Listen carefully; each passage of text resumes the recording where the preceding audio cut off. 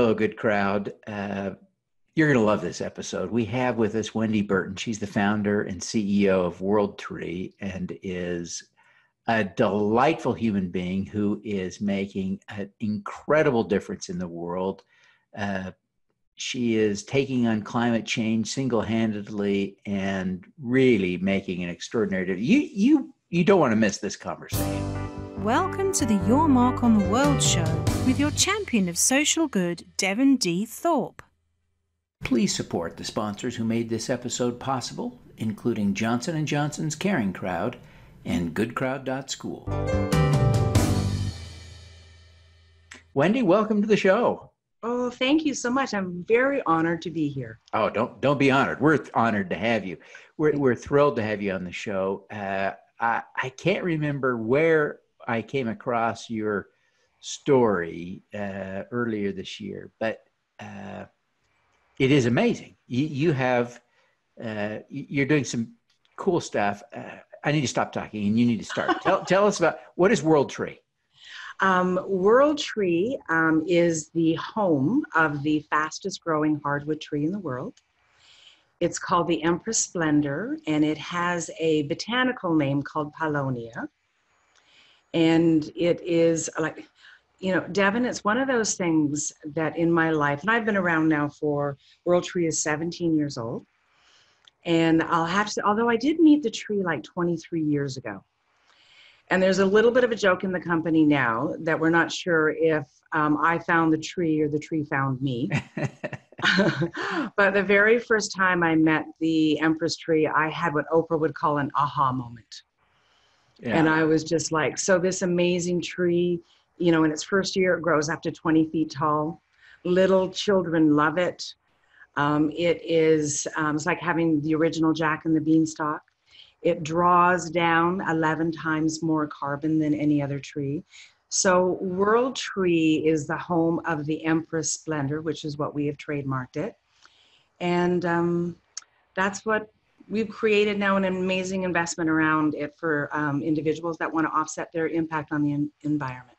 It really is pretty amazing. Let's walk through some of this. Why does the tree absorb so much carbon? I think it's directly related to the pace at which it grows, right? It's sucking in carbon so that it can build a big, huge trunk, right? Well, actually, yes, but it's really interesting that as long as I've been with this tree, I'm still learning more and more things. And one of the things is that this tree has this thing that's called C4 photosynthesis. I said it right this time. I have a hard time saying that one. And so most trees, well, actually, I don't know of any other tree in the world that actually has that C4 photosynthesis component. Grasses have it, corn, maize. So it is a very unique attribute of the tree. Interesting. And that helps it to absorb more carbon, you're saying? It does. Now, when you consider that leaves are the lungs of our planet, and what we breathe in, leaves breathe out. So it takes all of that carbon into the atmosphere, stores it down through the trunk into the soil, and then it releases oxygen for us to breathe. Amazing. Now, the work you've been doing has been funded in a variety of different ways. But recently, you raised about $1 million on Wefunder. Tell us a little bit about your experience on Wefunder. I think the average donation was investment was $2,200 or so. Yes. Tell us about that whole experience. Okay. Well, I'll start a little bit where we first launched the Eco Tree program in Canada as sort of a soft launch. And it was widely embraced. And then after doing a couple of years in Canada, it was like, okay, we're ready now to launch this in the United States. Even though we are a US-based company, I started the company 17 years ago in Scottsdale, Arizona. We are a Nevada corporation. But so when we decided to launch it in the US, we had done a Canadian crowdfunding, and someone said Wefunder is a great platform. So we launched it on Wefunder, and I have to tell you, it was such a thrill to see these investors literally almost all over the world. Like when it hit 400,000, I was like, wow. And then 500, 600, 700, I think it was like at 875,000, we had a party where it was up on the big screen, and we literally watched the ticking of investors around the world saying, I'm going to put my money where my heart lives. And that's it. Like, it just spoke to me volumes, where people are going, I like what they're doing for the planet. And in the face of everything that we're cognizant of around climate change, people saying, you know, this feels good, this feels right, and I'm going to invest.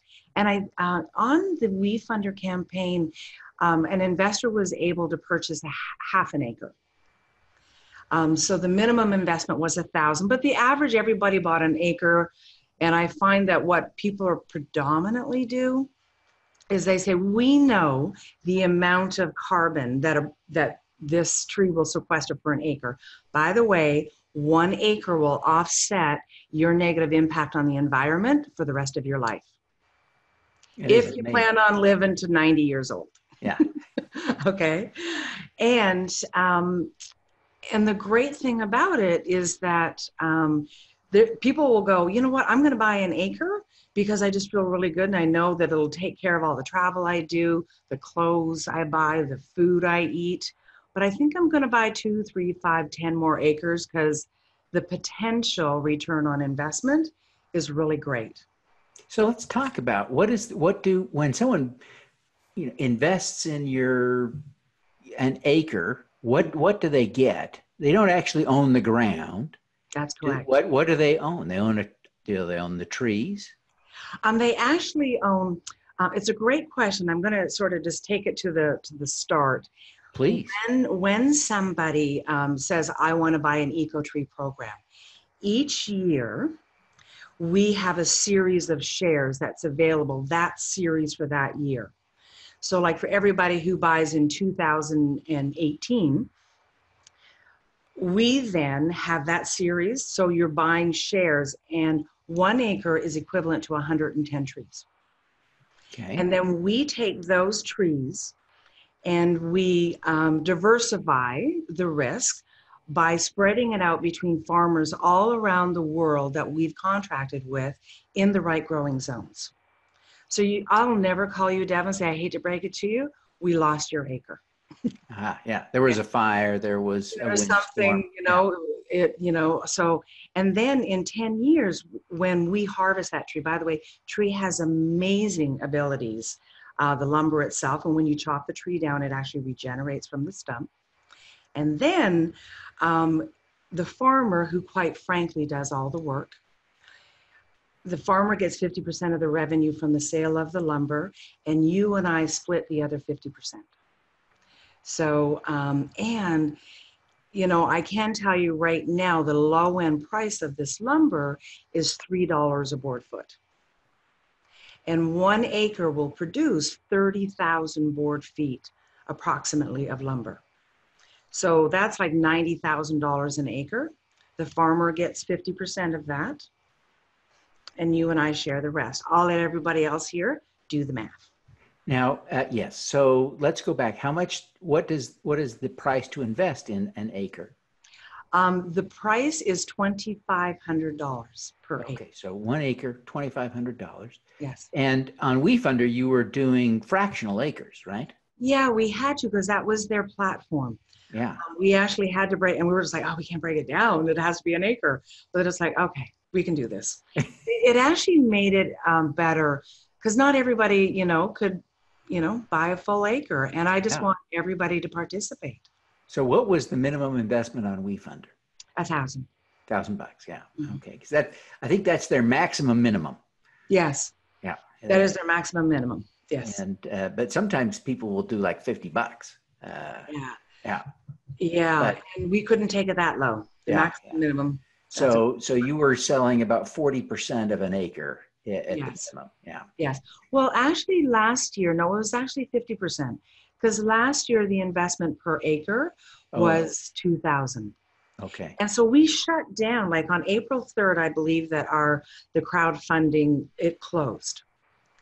And then all of the trees that everybody, that we have to now go make, for everybody who purchased an eco-tree program, the nurseries, the propagators are all busy, and now all of those trees are being shipped out to the farmers. And then a new series is going to be starting, and that series is going to be at $2,500 an acre. Okay. We've realized we've got, the bigger we get, the more expenses we have. So the next is going to be $2,500 an acre. Now, you are right now conducting what some of us call accredited investor crowdfunding. You've got a 501c6 offering. Yes, a Reg D. A Reg D 506c. Yeah. I keep saying this different ways. Oh, I know, you and I both. Yeah, so it's a Reg D offering, 506c. Yes. And the 506c is the kind you can announce publicly. Yes. Everyone in the world, but only accredited investors can participate, and the minimum investment is $25,000. Yes. Is that right? That is totally correct. Very exciting stuff. Very exciting stuff. Yes. Yeah. And what's the deadline for investing this year to get on this year's crop?